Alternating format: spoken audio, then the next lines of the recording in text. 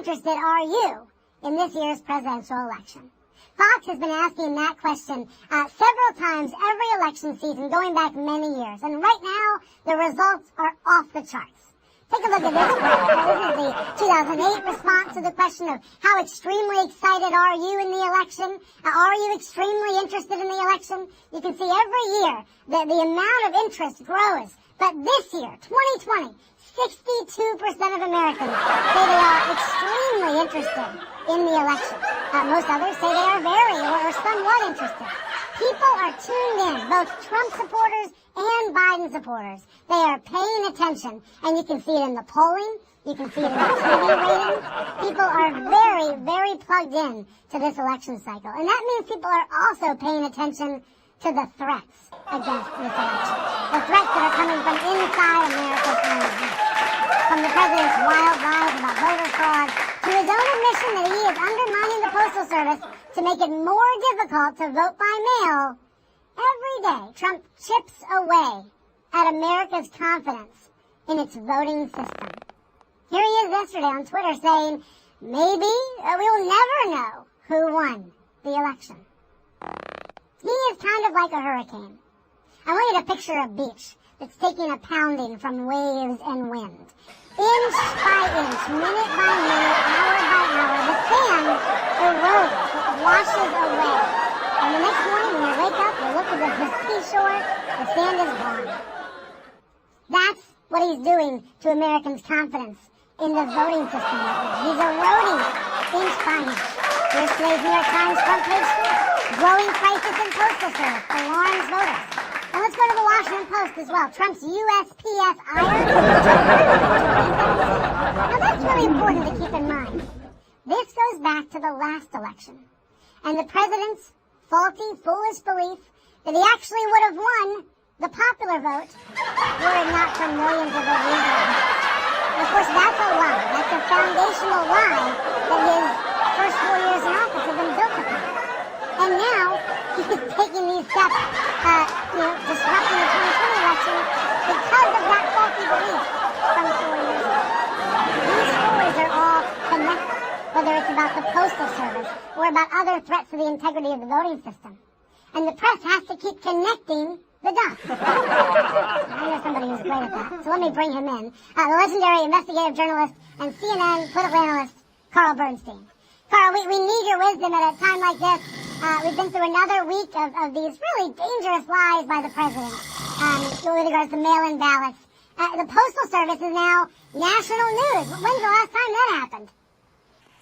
A long time. The reason is that we have a tyrant president of the United States trying to act like a king to undermine the very electoral system, the most important element of our democracy, by impeding the Postal Service and throwing grave doubt among Americans about the efficacy and fairness of the election through lies and subterfuge. This is a real national crisis, and it requires a Republican Party that has enabled and gone along with this undermining of our electoral process to come to the fore and help save our democratic process at this pivotal moment. What questions do you want the press to be asking in the weeks ahead? I think the first thing is this ought to be, along with COVID, the story that we do not let go of for a moment, that we're on the air and online with it every moment, but particularly about our history. Because remember, the Postal Service was started by Benjamin Franklin. He was the first Postmaster General to be an element of our democracy in 1775.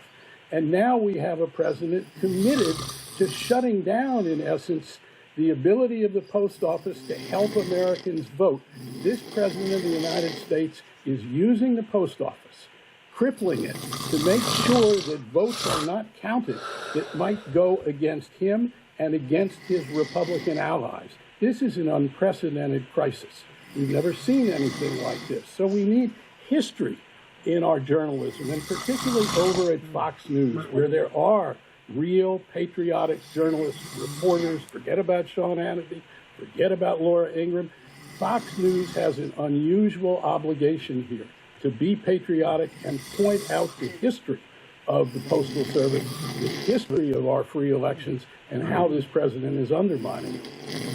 Right, once you start to realize that entire states conduct elections with mail-in ballots, once you realize the history of the Postal Service's incredible accomplishment, and how it's a backbone for the country, you understand the stakes of what's going on here. You mentioned Republican leaders as well, Carl. Isn't this about moral bankruptcy of the Republican Party? That there's just utter silence when these things happen? Absolutely. And unless Mitch McConnell and other Republicans, important Republicans, step up, this will be the shame of the Republican Party for generations. Let's look at the Voting Rights Act of 1965, which ended the horrible Democratic Party segregationist hold on a so-called poll tax throughout the South to keep African Americans from voting. The Voting Rights Act was passed because of great Republicans, the party of Lincoln, not the party of segregation, not the party of exclusion. Today, the Republican Party is returning to the old Southern segregationist Democratic Party by allowing this president of the United States, a racist president, with a racist appeal, to do this, undermine our electoral system through racist discrimination using the Postal Service of Ben Franklin to do it. You have a little bit of breaking news, by the way, about this Postal Service crisis.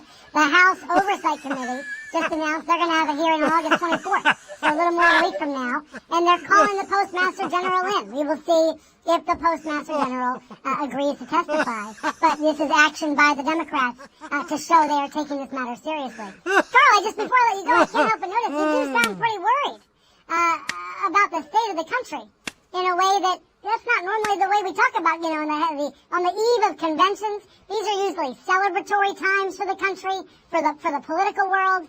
But this season's so different. This is a national emergency. It's a national emergency caused by a despotic president who is unique in our history.